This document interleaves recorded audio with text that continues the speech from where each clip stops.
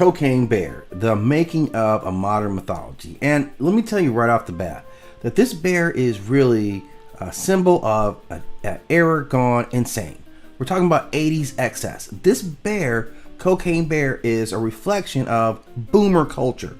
That's who it is. That's who did this nonsense, and we didn't see it out of any other generation.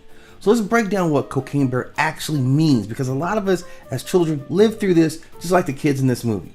Now, I know every culture developed its myths, right? The Greeks had gods who were drunk on nectar. The Norse had berserkers who were high on divine rage.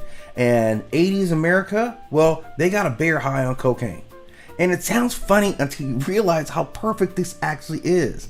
See, Cocaine Bear isn't just a movie. It's a mirror. It's a mirror that looks at society itself, tells us who we are at that particular time and point in history. And it's a mirror that the boomers would then put cocaine on and snort it. This is a ridiculous, blood-soaked reflection of everything that they have become.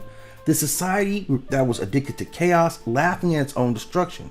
Now let's just put some historical context on what genre they're talking about when this bear gets his cocaine. We're talking about the 80s. This is the height of Wall Street, Reaganomics, just corporate greed. And you can see it in other films reflected in that culture.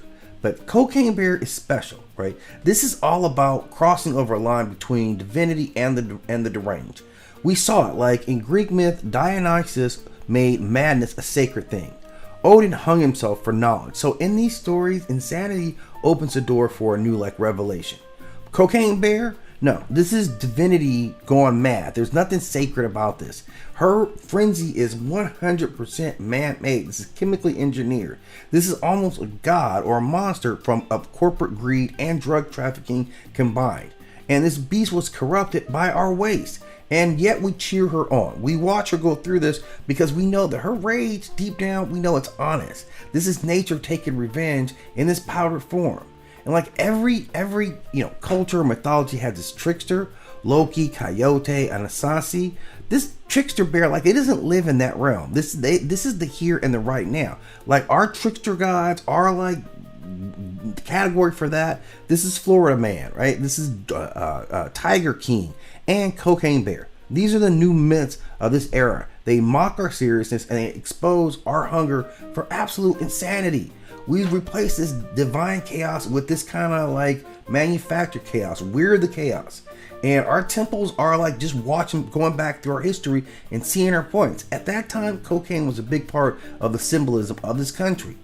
And the story ultimately unfolds, oddly enough, in the forest, in the last frontier. Symbolically, this was the last sacred place, and now cocaine's contaminated that as well. Literally, in this film, cocaine is falling from the sky like it's cursed manna, and the earth itself, via the bear, is absorbing all this sin. The sin of the boomer generation that was actually doing this stuff.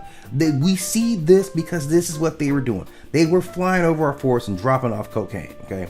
So this bear wakes up, and this isn't an animal that has gone rogue. This is nature, literally coked up, saying, I've literally had enough of your bullshit. So this bear becomes divine justice in a world that has completely lost its reverence. So this is bloody Gaia tuned up to a cosmic level.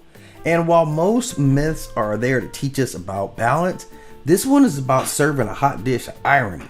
We can't stop laughing at it, but we do have to realize we are laughing at an apocalypse. Every scream that we hear in Cocaine Bears just echoes this tragedy. It's a tragedy for sure, but a tragedy with a laugh track along to it. And that's how modern myths work in this type of telling, pointing out specific events and building an archetype that we hadn't developed before. At the end of all this, Cocaine Bear actually is not a villain at all. She's more of a symptom.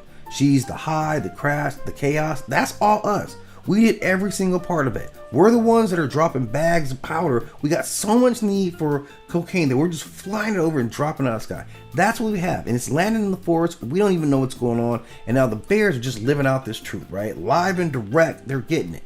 So Cocaine Bear, again, this is manifesting a modern myth, which is a true telling of what's going on. If we took a snapshot, if this film was a snapshot about something going on in the 80s, we would understand the 80s a lot more. There's some other pieces, but we definitely see how this works in. So give me your thoughts, and as always, hit that like and subscribe.